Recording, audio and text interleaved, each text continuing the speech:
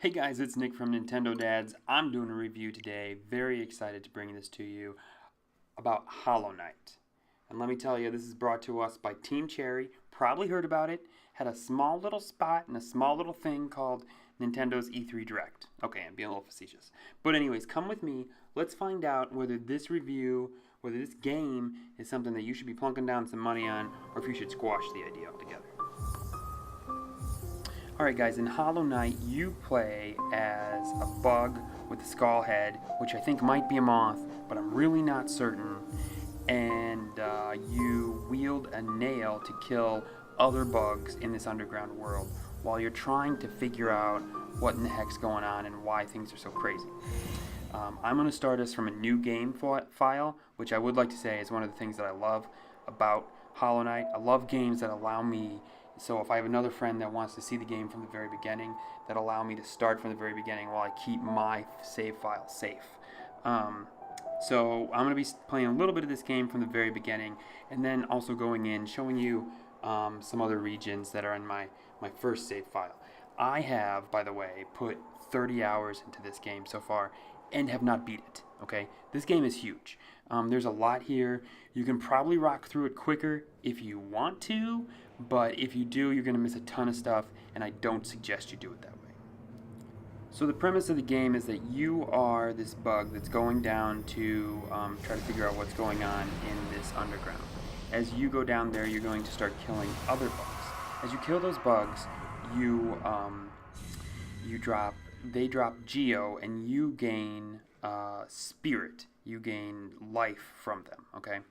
The spirit allows you gain soul, I'm sorry. The soul allows you to fill up your soul meter, which allows you to do special spells like heal yourself, do special magic attacks. The Geo that they drop is basically coin in the game. You then use that to open up tolls, buy new items, buy all kinds of stuff, okay? And as you go through the region, you unlock new areas. As you get new skills, you can go back to areas you've already been at and reach sections that previously were unreachable to you. And as you continue to gain abilities, you continue to unlock more and more of this map. And the map just continues to grow and grow and grow. And there's a ton of things to find in this map. It's not without its secrets and its exploration. If you like to explore and you like to find every nook and cranny, they have filled every nook and cranny with a ton of stuff in this game. There is a crud to find in this game. So with this game being out for a while now, being available now right at Nintendo's E3 presentation, I wanted to spend a little bit of time not only talking about my impressions of my play in this game, but also they're my impressions and also a little bit about things to look for, okay, or things to be aware of. I started to play this game just because I wanted to pick it up, and because I was hearing a ton of good stuff about the game, right? And so as I picked it up, I started to play it, and I immediately went to our Discord after about 30 minutes of play, and I said, guys, I just don't see it. I don't know why. Like, what is all this about? And then I was asked if I would do a review on it, and so that obviously made me put some more time and focus into the game. And as I did that, this is what happened. All of a sudden, I hit about the 3 or 4 hour point. Now maybe you can get there quicker if you try hard, but that's about the point that I hit. And all of a sudden the game opened up and it went from like, well, I've been playing the game for an hour, maybe I'll go and see what's on HGTV because I'm tired of playing this game and I just don't really want to play anymore, to, holy crap, I gotta get up at 6 and it's already 3 in the morning. Like, the game became so much more fun. And what happens is, in those first 3 hours, you don't have any abilities. All you have is your nail and the ability to jump. And then you gain the ability to dash. And that's good and that's great, but that still doesn't make the game awesome. And then you gain the ability to wall jump.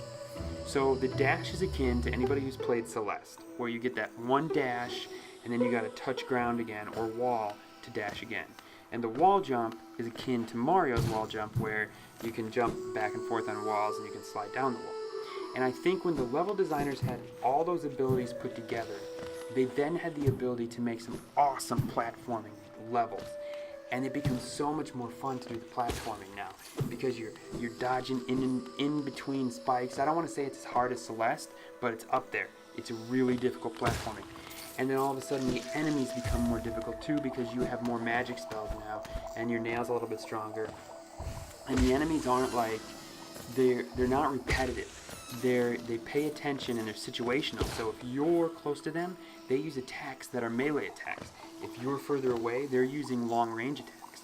So no matter if you fought the same enemy 10 times, you still have to pay attention to where you are on that map with them and how you're going to attack them. And let me tell you, the boss battles in this game are tough. Tough.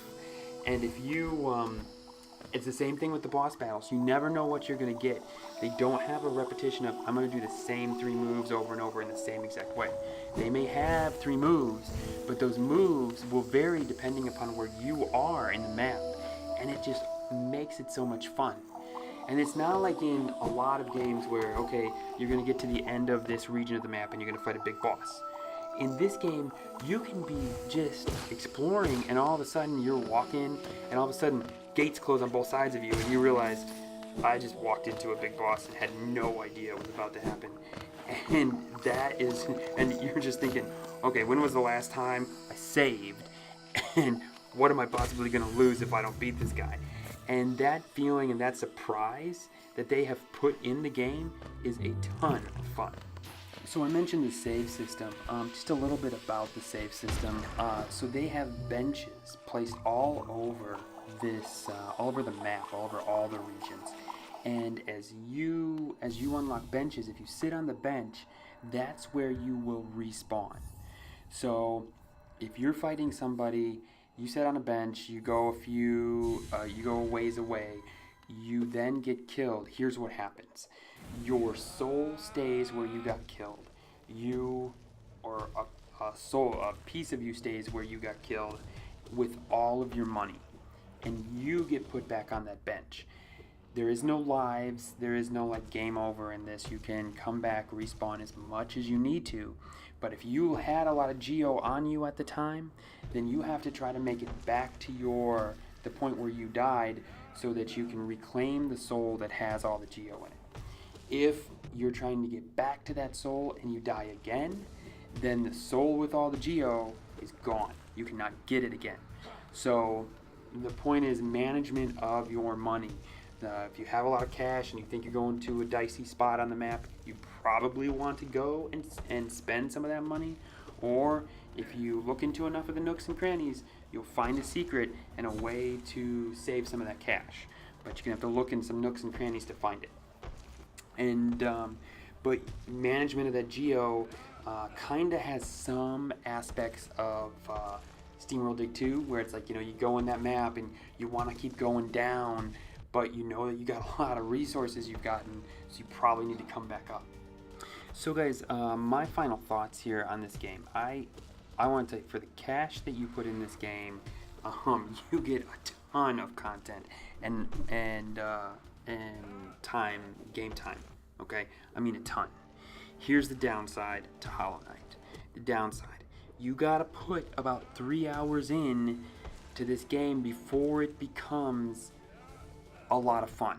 Okay, before the platforming and the attack system becomes something that you're really gonna start feeling like this is awesome.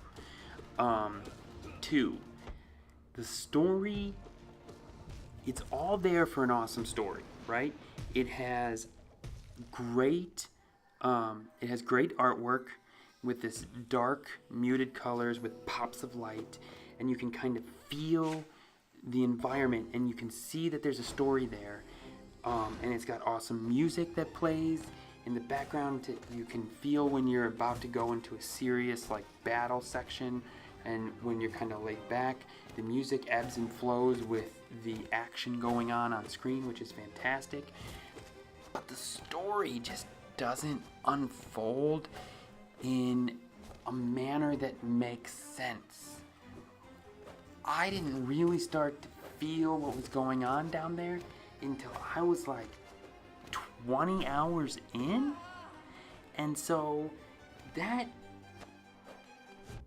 just unnecessary. I mean, you gotta unfold a story in a game in a way that makes sense, so that the player can feel like they are not only progressing in ability, but also progressing in understanding why they're doing what they're doing. So guys, with all that said, I've given you the cons in the game. It's a slow start to the game, and the story is kind of convoluted with a slow rollout. And I've shown you the different regions and the start and a couple of boss battles. If you like what you've seen and you think you can get over those cons, I say pick it up. I have played 30 plus hours of this game and have had a ton of fun doing it. It is a super tough game, but when you succeed, it is super rewarding. So it's Nick from Nintendo Dads. I'm hoping this has helped you make your decision on this game. Signing out. See you later. Game over.